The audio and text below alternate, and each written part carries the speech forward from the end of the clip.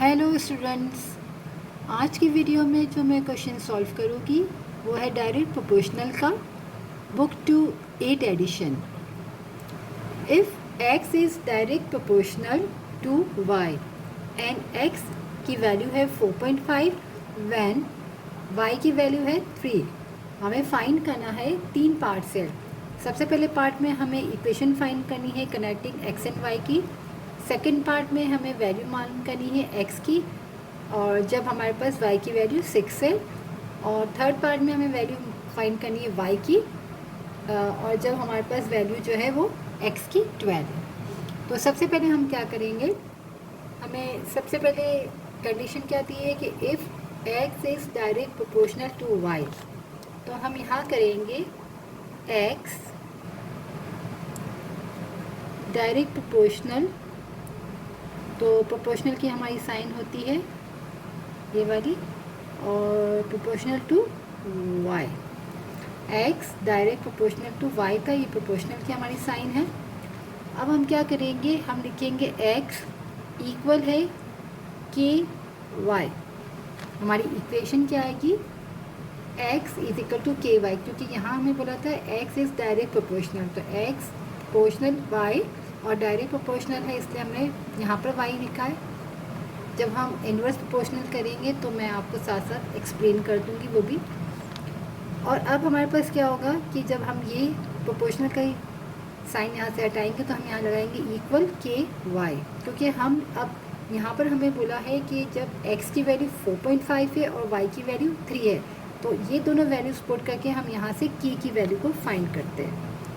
x हमारे पास बोला है 4.5 k और y हमारे पास है 3।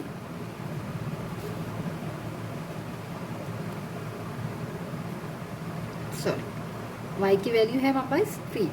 अब हमें k की वैल्यू फाइंड करनी है, तो 3 यहाँ मल्टीप्लाई हो रहा है तो यहाँ जाके डिवाइड हो जाएगा।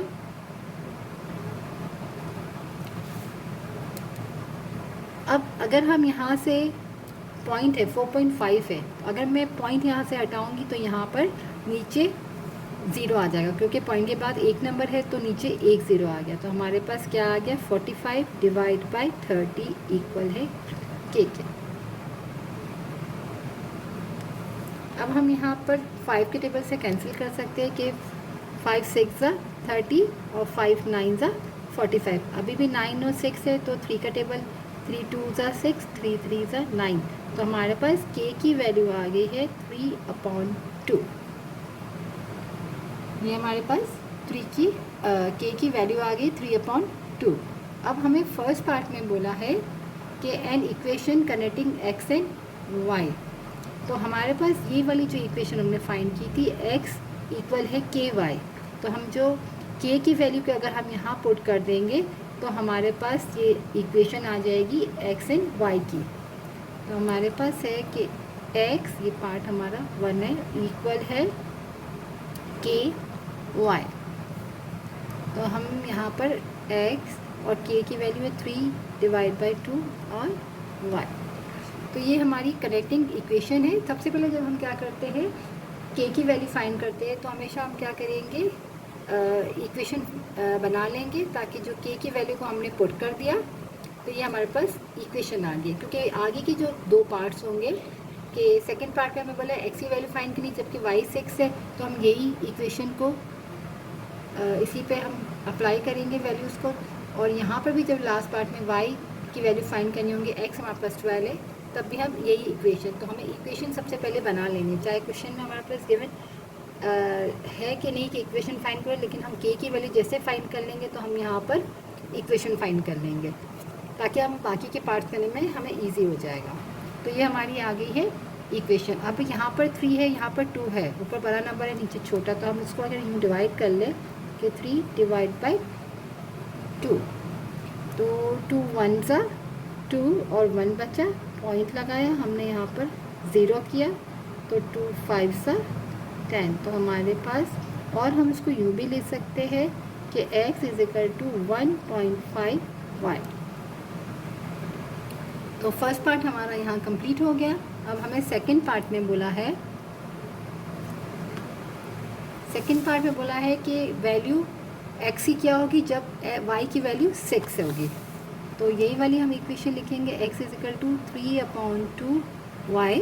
यहाँ पर हमें बोला है x फाइंड करना है और हमें y की वैल्यू गिवन दे हुई है 6, तो हमने यहाँ पर y की जगह पे 6 पुट कर दिया। 2 1s are 2, 2 3s are 6, तो x की वैल्यू क्या आ गई, 3 3s are 9। तो ये हमारा हो गया पार्ट 2। पार्ट 3 में हमें बोला है कि y की क्या वैल्यू होगी जब x की वैल्यू 12 है। तो हम यही वाली इक्वेशन में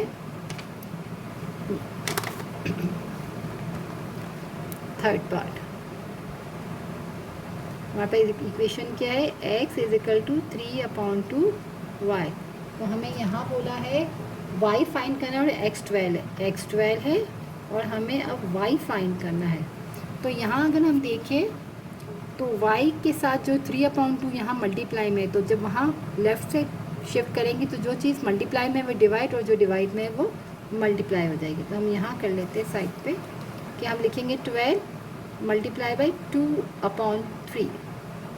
यहाँ पर 12 हमारे पास था, यहाँ से 3/2 है, वहाँ शिफ्ट हुआ तो 3 यहाँ मल्टीप्लाई में था तो यहाँ के डिवाइड हो गया और जो डिवाइड में था वो आके मल्टीप्लाई हो गया।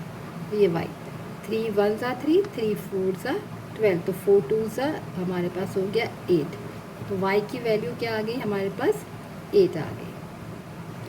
तो हमारे तीनों पार्ट हो गए। फर्स्ट पार्ट हमारा कनेक्टिंग इक्वेशन थी जिसमें हमारे पास हम 3/2y भी लिख सकते हैं और 1.5y भी लिख सकते हैं।